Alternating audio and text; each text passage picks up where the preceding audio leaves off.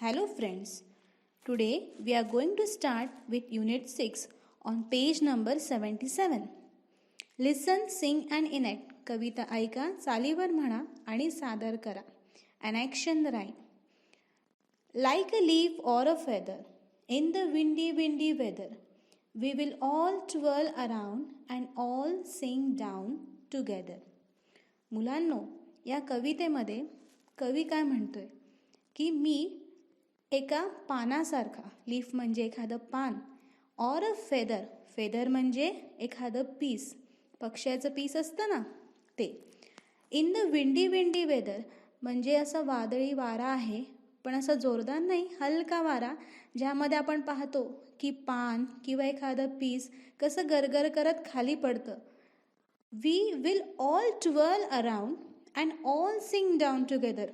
मुलांनो, इथे कवी ऑल म्हणतोय. ऑल म्हणजे कवी असं मनात विचार करतोय की तो त्याच्या मित्रांसहित या छानशा वाऱ्यामध्ये गोल गोल फिरतोय, गरगर फिरतोय आणि हळूचकन खाली पडतोय. इथे पडणं म्हणजे तुम्हाला आठवतं, लहानपणी आपण रिंगा रिंगा रोजेस करायचो आणि मग काय म्हणायचं, अँड ऑल फेल डाऊन. तर कसे तुम्ही सगळे मुलं एकमेकांचे हात धरून खाली बसून जायचे, तसंच त्याचं म्हणणं आहे. पण तो एक असं दृश्य त्यांनी निर्माण केलं आहे की तो जणू काही आपल्या घराच्या खिडकीतून हे बाहेरचं वातावरण बघतोय आणि ते पाहून त्याच्या मनात तसे विचार येत आहे. Like a bird or a flower, getting soaked in a shower, we will all sway about and all dance together. आता इकडे कवी काय म्हणतोय की एखाद्या बर्डसारखं, BUD बर्ड, बर्ड म्हणजे कळी, आपल्या फूल तयार होण्याच्या आधी कळी असते ना, ती कळी, किंवा एखाद्या फुलासारखं.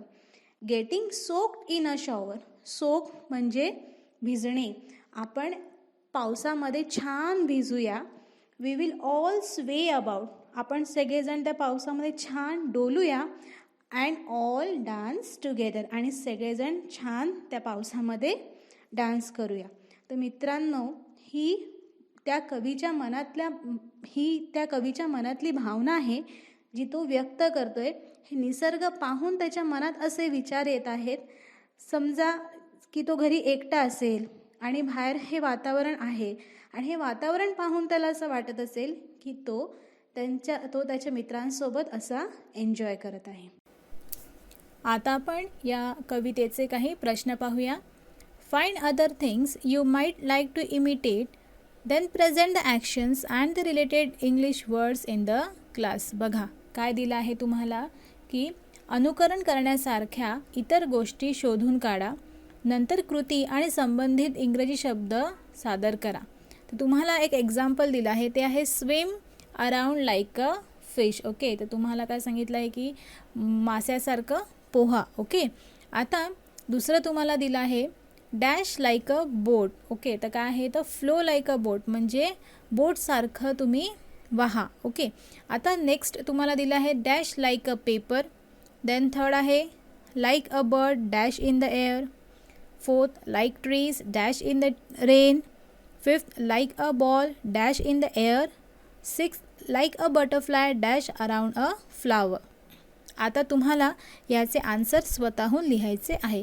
प्रत्येकाचे आन्सर वेगवेगळे असू शकतात. ओके, नाव next, write rhyming words for the following. Okay, feather, weather और together.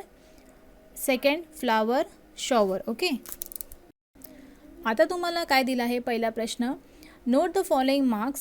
From this book, find at least 5 example of each of the following. बघा, तुम्हाला काही वाक्य शोधायचे आहेत. असे वाक्य जसं पहिलं दिलं आहे की sentences that end with question mark. असे वाक्य तुम्हाला लिहायचं आहे ज्यांचा शेवट क्वेश्चन मार्कने होतो, म्हणजेच प्रश्नार्थक वाक्य. ओके, जसं दिलं आहे तुम्हाला व्हॉट इज इट. ओके, तर आता तुम्ही हे वाक्य तुमच्या टेक्स्टबुकमधून शोधून काढा आणि लिहा. ओके, असे वाक्य ज्यांच्या लास्टला काय आहे, क्वेश्चन मार्क. ओके, नंतर नेक्स्ट त्यांनी दिलं आहे sentences that end with exclamatory mark. उद्गारवाचक चिन्हांनी जे वाक्य एंड होतात, संपतात, असे वाक्य तुम्हाला लिहायचं आहे.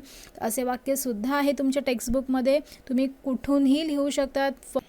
फर्स्ट युनिटपासून लास्ट युनिटपर्यंत तुम्हाला हे वाक्य मिळतीलच आणि 5 वाक्य लिहायचे आहे. ओके. देन नेक्स्ट काय दिलं आहे,